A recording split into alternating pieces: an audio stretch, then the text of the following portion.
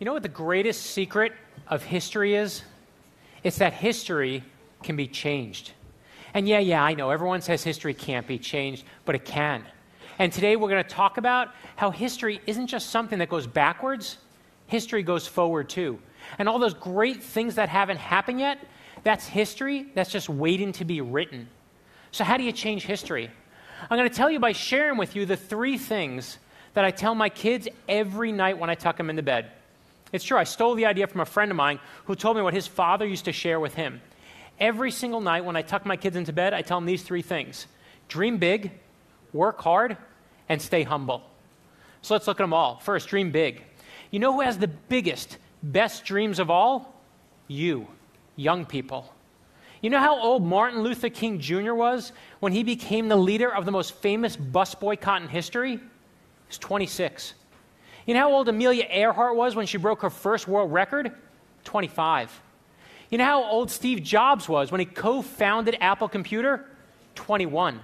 And you know how old Jerry Siegel and Joe Shuster were when they came up with their idea for the greatest superhero of all time? The first one, that they named Superman?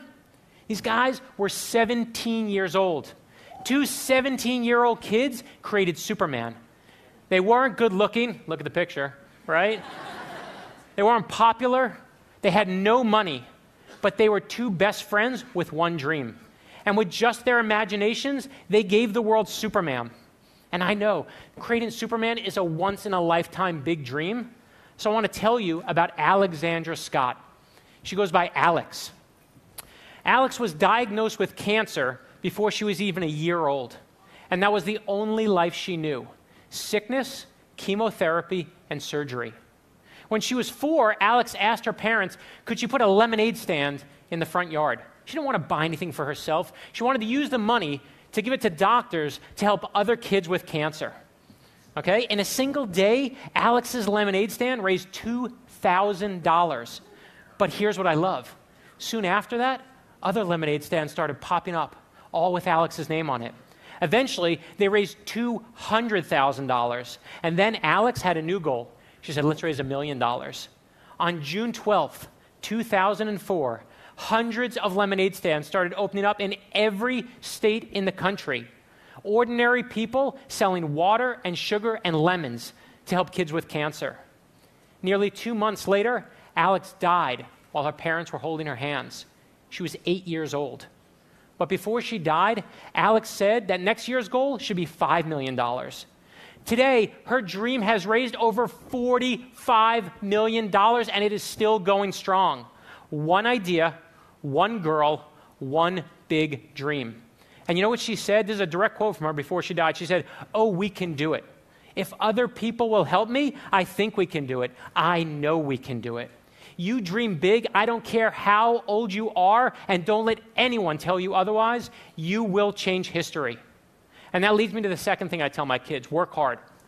Such a simple one, right? Everyone knows this one, work hard. I saw this one from my father, and my father died a few months ago. When I was growing up in Brooklyn, okay, my father, he worked hard.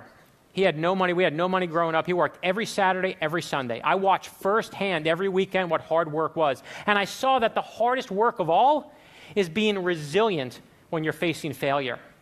When I started writing my first book got me 24 rejection letters. To be clear, there were only 20 publishers. I got 24 rejection letters, okay? That means that some people were writing me twice to make sure I got the point. But it wasn't until I was writing my 9th book, a book of heroes for my son, that I found my favorite story of working hard through failure. It was a story that a friend told me about the Wright brothers, that every time the Wright brothers went out to fly their plane, they would bring enough extra materials for multiple crashes. That means every time they went out, they knew they would fail. And they would crash and rebuild, and that's why they took off. I love that story. I wanted my son to hear that story. I wanted my daughter to hear that story. I wanted everyone to know that if you dream big and you work hard and you fight failure, you will change history and do what no one on this planet has ever done before. And that leads me to the final thing I tell them. Stay humble. Here's the thing. If you invent the world's first airplane or Superman or a multi-million-dollar lemonade stand, you don't need to be humble. You can get a tattoo on your face that says, "I'm the best," right? But pay attention here. no one likes a jerk.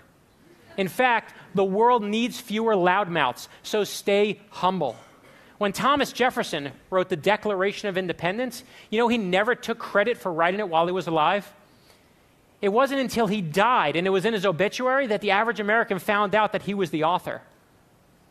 That's humble. So there's the big secret. Dream big, work hard, stay humble. Wait, you're saying, that's it? What, you tell me a bunch of stories and what? How do I change history? Here's the answer. All history ever is a bunch of stories. Conflicting stories, big stories, little stories, our stories. So how do you change history? All you got to do is write your story. Okay? Now, no, I'm serious. That's it. Now, people think history is a bunch of facts and dates you got to memorize. That's not what history is at all. History is a selection process, and it chooses every single one of us every single day. The only question is, do you hear the call?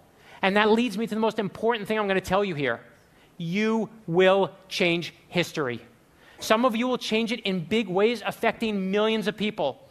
Others of you will do it in more personal ways, helping a family member or someone who needs it. But let me tell you right now, one is not more important than the other. If you help people in mass or one by one, that's how history gets changed, when you take action. But when you start writing your story and you get scared, as we all inevitably do, I want you to know one thing. No one is born a hero. Every single person that we talked about today, whether they were a 26-year-old preacher or two 17-year-old nerds or a little girl who had cancer, every single one of them had moments where they doubted themselves, like you, like me. They had moments where they worried about school and friendships and would they be accepted by others, like you, like me. They had moments where they worried about loneliness and failure and would they ever succeed, like you, like me. But the best part is, you don't have to start a multi-million-dollar lemonade stand to change the world. All you got to do is help one person. Be kind to one person. That's the answer. It is my core belief. It is in every story I just told you. I believe ordinary people change the world. I don't care how much money you have. I don't care where you go to school. That is all nonsense to me. I believe in regular people and their ability to affect change in this world. I believe in my father and a 25-year-old daredevil named Amelia and a little girl who sells lemonade like nobody's business. And it's why I believe in that very first hero we were talking about today, Superman. To me, the most important part of the story isn't Superman. The most important part of the story is Clark Kent. And you want to know why? Because we're all Clark Kent. We all know what it's like to be boring and ordinary and wish we could do something incredibly beyond ourselves. But here's the real news. We all can do something incredibly beyond ourselves. I got 24 rejection letters on my first book, 24 people who told me to give it up. And I don't look back on the experience and say I was right and they were wrong and ha-ha on them. What I look back and realize is that every single one of those rejection letters told me to work harder, to dream bigger, and you better believe it made me more humble. But it also made me want it more than anything. So whatever it is you dream big about, whatever it is you work hard for, don't let anyone tell you you're too young, and don't let anyone tell you no. Every life makes history, and every life is a story. Thank you.